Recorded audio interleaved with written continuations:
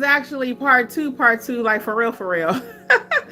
So I never go live twice in one day, but I wanted to come back after I finished that appointment and just tell you what happened for those of you that were live.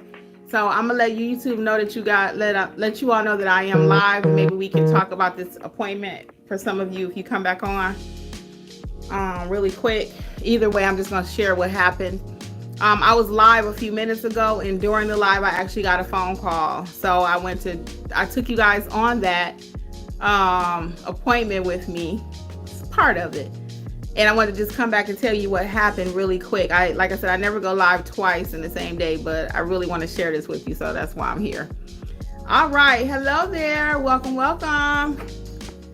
Welcome. I'm gonna let you two, let's wait a couple more seconds, guys. I'm gonna tell y'all what happened. So for those of you who are just joining, I was live a few minutes ago and I had an actual appointment. I took you all with me to do the initial part of it, or second part. The initial was on the phone, but the actual, when they got here, what they needed. So in my case, what this client needed, this is just a follow-up. The client needed a letter going to another country, and it wasn't anything formal or anything fancy. I had to actually type it up for them. And they just needed something saying that, hey, my mom is giving permission for this other person to do business on their behalf. Some people will require a power of attorney, some states or some authorities. But this case, they just wanted a typewritten letter. So they typed out what they wanted to say. I typed it for them, and then I gave that to them. Now, some people may not feel comfortable doing any type of doc preparation for their clients. I'm not going to encourage you to do that. But in my business, I can do immigration forms and I can do different forms. I do have a special bond from my state and from the NNA that allows me to do that. Hey, Ingrip, how are you? So I did go ahead and prepare the document for them, or typed out their written word. I would never just insert and tell them, well, you need a power of attorney. I did ask them, did it need to be a power of attorney, just based on my experience, right? I wanted to confirm if a power of attorney was needed, but in this case, they said, nope, just a notarized letter. So that's what we did. So I'm glad I charged him the way I did, because at first I told him $45, which I stuck to. I stuck to $45, but the reason I wanted to talk about that with you all is when I first thought about it, it didn't sound like it was that complicated, which it really was just a one-line letter. One-line letter, they traveled to me. But the reason I charged them $45, and some people say, well, why are you charging them anything and they travel to you? Because of my time, my printer, my ink, my toner. I'm not just offering notary services at this point. I'm offering additional services. So I had to print 3 pages because actually I had to go up and down the steps 3 times, because there was he sent one letter that he wanted done, and then he changed out part of the letter what he wanted it to say. He did that 3 times. So up and down the steps, up and down the steps. So that's why I charged him. So he was here probably about 40 minutes, 40 too long, because it shouldn't have taken that long. But because he kept making adjustments to the letter, I had to keep going up and down the steps to get that straightened out for him. So sometimes, guys, if you overprice, I'll just say overprice, but if you price a little bit higher than what you initially thought the job was worth, don't change it when you realize it's something different, because it'll compensate for something else. It happens all the time. I've underpriced jobs. And I'm not big on going back and say, well, I told you it was going to be 35 and now it's 55. Nope, I'll just usually eat it unless it's a major change. Same thing if it's higher. I got to a job 2 weeks ago and I priced it a little higher because I really didn't want to do it. And the client was like, sure, come on. So I went, and all that being said, when I got there, it wasn't what I thought it was. It was much simpler. So it'll all balance out in a wash. That's why I always say pricing is not an exact science. A lot of you are just beating yourselves up over pricing. How do I price? What do I say? What do I do? Do not beat yourself up on pricing. Every single job, sometimes you're going to make money. You always really want to make money. Let's just be clear, because we're in business, right? But there are going to be times when you actually take a loss, or a little bit of a loss, right?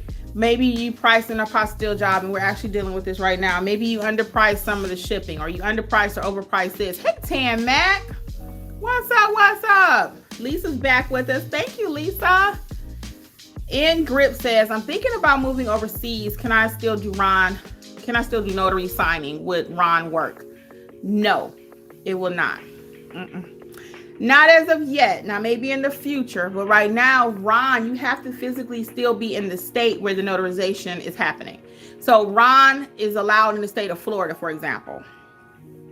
A Florida notary cannot be visiting the state of Michigan and still notarizing documents via Ron under the pretense of I'm a Ron notary in the state of Florida. Okay? You still have to physically be in that state, and the notarization is happening electronically. Okay? Now, your client can be overseas. Your client can be overseas and sending it to the state of Florida or sending it to the state of Michigan. Okay? So, hey guys, I'm just here doing a little follow-up about a signing that I just had happen live when I was here a few minutes ago. I typically do not go live twice in one day, but I had to come back and tell you what happened. So again, in his case, I did the most for him. I created the letter 3 times, right? Because he made a mistake. I also printed the letter 3 times because he made a mistake. I created it, printed it, notarized it. It had no notarial wording on it. So I had to add notarial wording on it, and then I had to notarize it. Okay? So I did all of that. He was here less than 40 minutes, which was still 40 too long, like I said. And that's because he just made all those mistakes. It should not have taken that long. And I charged him $45 for that. That was being nice. Because 50 would have been probably a better point.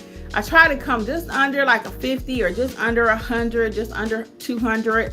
You know what I'm saying? It just feels better to the client. If you tell somebody 45 versus 200 or 50, it's like, okay, you know. Anyway, they needed that letter done today because he said there's some civil unrest going on in his country. So they needed that letter completed no matter what. So do you guys have any questions about that signing? If you were here before, I think I pretty much filled you in on everything that happened. While I am back though, for those of you who are just joining us, I also mentioned earlier about our new mentorship program.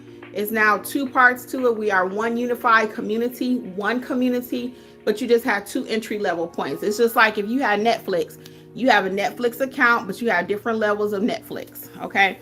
If you have Comcast cable, different packages, but you're still in the Comcast family. You are still in the Notary Educated family. There's still the Notary Business Success Mentor Program. It doesn't matter which level you enter, you are in the club, okay? So I'm sweating, guys. You see my glasses fogging up. Oh, it's so hot out there. So I did let them come to my home. I talked about that in the first video. I let them come here and we did it outside. Now it is roasting, okay? It's like probably 100. If it ain't, it's darn near it. So I asked the client, did they want to come in? I typically don't do that, but because I had to type this letter, which was a one-liner, let's be clear, it wasn't that much. They said no. They said they were used to the heat, which they were. They from Guyana, so they love the heat probably, you know. Most islanders and stuff like that love heat. So he was good. They sat out there, offered him some water. He's like, no, we're close by. So I wanted to make sure my client didn't fall out on me while I'm in here typing up the letter, right? So anyway, that went well. Again, you may not feel comfortable preparing documents. It's not really recommended that we prepare documents. But in my case, I do have some immigration training. I do have a special bond. I have a bond that allows me to work with immigration stuff. So, I mean, I felt comfortable with that. It just depends on what it is. I'm not doing a full-blown love the heat. Oh, Lisa says she loved the heat too. Yeah. I'm not doing a full-blown power of attorney for somebody. I'm not going to fill out any documents for them. I always say let them. I got you, Lisa. At first, I had to read it. Yeah, I'm not going to fill out documents for them. I'm not going to advise them on what to say. Even what I just typed up for my client. Lisa, do you prepare documents for your clients? I'm just curious. How do you get the special bond and training? So the training, guys, that I'm referring to that I took, I did 2 immigration trainings, okay? I am not interested in immigration at all. For me, the process is too long. And helping someone with the immigration process, you're with them from the beginning to the end. That could be 18 months, 2 years, 3 years. And in this circumstance right here, that person could be with you for 5 years. I'm just not interested in that kind of job. I like quick money. My client was here 30, 45 minutes. Bye. We done. Okay.